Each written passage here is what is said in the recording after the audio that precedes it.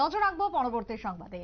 কংগ্রেসের যোগদান সভার আয়োজন করা হলো। আজকে উদয়পুরে মন্দির নগরীতে যোগ দিলেন কংগ্রেসের পতাকা তলে ৭১ জন ভোটার। একদিকে যখন আজকে গোটা দেশের সাথে রাজ্যে চলছে কংগ্রেসের পক্ষ থেকে প্রতিবাদ কর্মসূচি, বিজেপির বিরুদ্ধে ক্ষোভ, বিজেপি নেতৃত্বরা কংগ্রেসের নেতা রাহুল গান্ধীকে বারবার আক্রমণ করেছেন, কুরুচিকর মন্তব্য করেছেন। তার প্রতিবাদ জানিয়ে আজকে যখন বিক্ষোভ চলছে ঠিক সেই জায়গায় দেখা গেল কংগ্রেসের আজকে যোগদান সভার আয়োজন।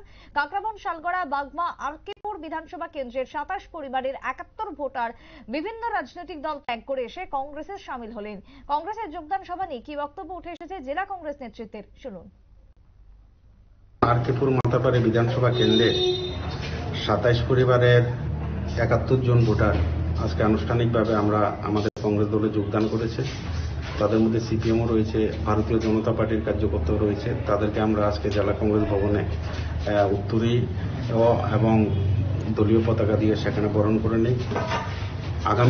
আগামী কিছুদিনের মধ্যেই আবার আমাদের সেখানে যোগদান পর্ব হবে। অর্থাৎ আমরা আজকে অনেক লোক সেখানে যোগদান করার কথা ছিল, আমরা একই দিনে সেই কর্মসূচি আমরা নেইনি।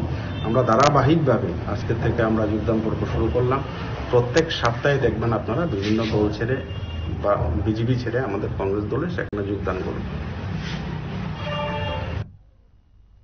কংগ্রেসের বক্তব্য আপনারা শুনলেন। আজকে যোগদান সভা এবং যোগদান সভাতে উপস্থিত ছিলেন জেলা কংগ্রেসের সভাপতি টিটন পাল, ব্লক কংগ্রেসের সভাপতি নিত্য গোপাল সাহা, রঞ্জিত দেবনাথ, ওবিসি নেতা প্রহ্লাদ ঘোষ থেকে শুরু করে অন্যান্যরা।